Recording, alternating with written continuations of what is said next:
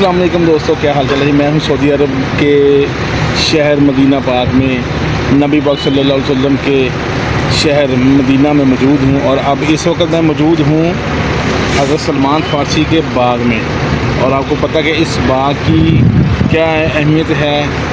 ये बाग हज़रत मोहम्मद सल्लल्लाहु अलैहि वसल्लम ने अपने हाथों से खुद बाग लगाया था। और इस बाग में अभी मैं आया हूँ और इस बाग की मैं हिस्ट्री आपको पूरी बताता भी हूँ। और आपको मैं इंशाल्लाह सारी चीज़ें दिखाऊंगा अभी, क्योंकि अभी यहाँ पे देखिए आपको नज़र आ रहा है, यहाँ पे उन्होंने जो बाड़ लगा दी हुई है। इसकी वजह यह है कि ये देखिए ऊपर क्योंकि खजूरें पक रही हैं, तो यहाँ पे ना हर एक बंदे को अंदर आने जाने की इजाज़त नहीं है, थोड़ा उन्होंने बैन किया हुआ है। तो मैं कोशिश करके फिर भी आपको कुछ इसके बारे में दिखाता हूँ। तो आए चलें जी, आपको दिखाते हैं इसके बारे में। सलमान फ़ारसी रज़ी अल्लाह तआला अन्हु जलीलुल क़द्र सहाबी रसूल सल्लल्लाहु अलैहि वसल्लम थे। हज़रत सलमान फ़ारसी का ताल्लुक़ ईरान से था। आप रज़ी अल्लाह तआला अन्हु ईरान के मशहूर शहर असफ़हान के एक गाँव रोज़बा में पैदा हुए। इस्लाम लाने से कबल आपका नाम माबा था और आपके वालिद का नाम बोध खशान था।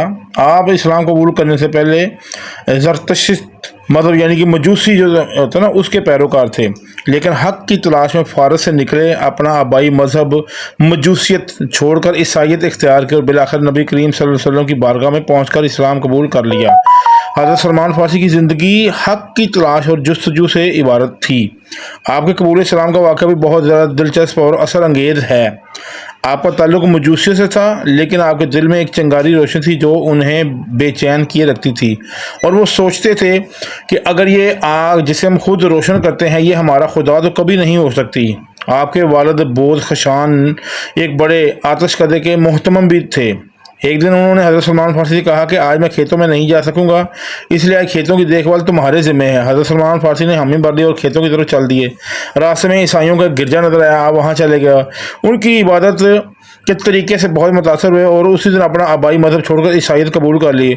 और उनके वालिद को जब इस बात का पता चला तो उन्होंने हज़रत सलमान फ़ारसी को घर में कैद कर लिया और उनके हाथों में हथकड़ियाँ और पाँव में बेड़ियाँ डाल दी। लेकिन आप किसी न किसी तरह वहाँ से निकलने में कामयाब हो गए और एक काफ़िले के साथ शामिल होकर शाम पहुँच गए।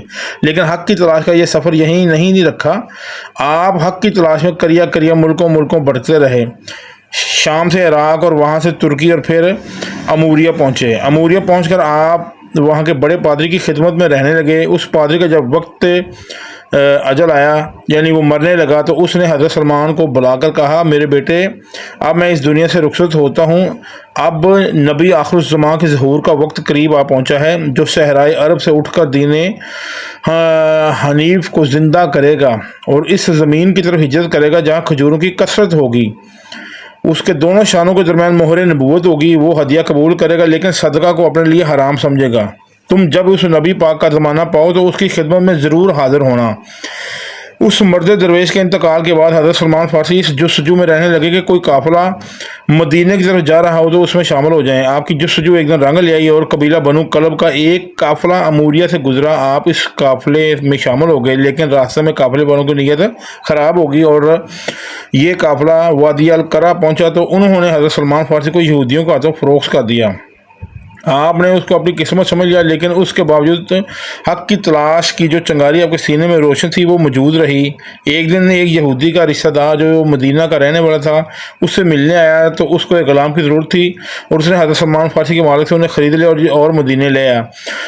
और यहाँ जब आपने खजूरों के दरख्तों के झुंड देखे तो आप समझ गए कि अब तलाश ख़त्म होने वाली है। एक दिन आप एक दरख्त पर चढ़े काम कर रहे थे कि यहूदी शहर से भागता हुआ और कहने लगा कि एक दिन आप खुदा बनु कीला को गारत करे। सब के सब कबा में एक शख्स के पास जा रहे हैं जो कि मक्का से आया है और ख़ुद को नबी कहता है। ये सुनते हैं हज़रत सलमान फ़ारसी बदहवास होकर दरख्त से उतर आए और उस शख्स से कहने लगे, क्या कहा तुमने, ज़रा फिर से तो कहना। उनका आका बहुत गुस्सा हुआ और उनको एक थप्पड़ मार के कहा कि तुम जाकर अपना काम करो। हज़रत सलमान उस वक्त तो खामोश हो गए, लेकिन एक दिन आप कुछ खाने के लिए चीज़ें लेकर प्यारे नबी की खिदमत में हाजिर हुए और वो चीज़ें सदका के तौर पर प्यारे नबी को पेश कर दी। प्यारे नबी ने वो चीज़ें अपने सहाबा में तकसीम कर दी, लेकिन ख़ुद कुछ ना खाया।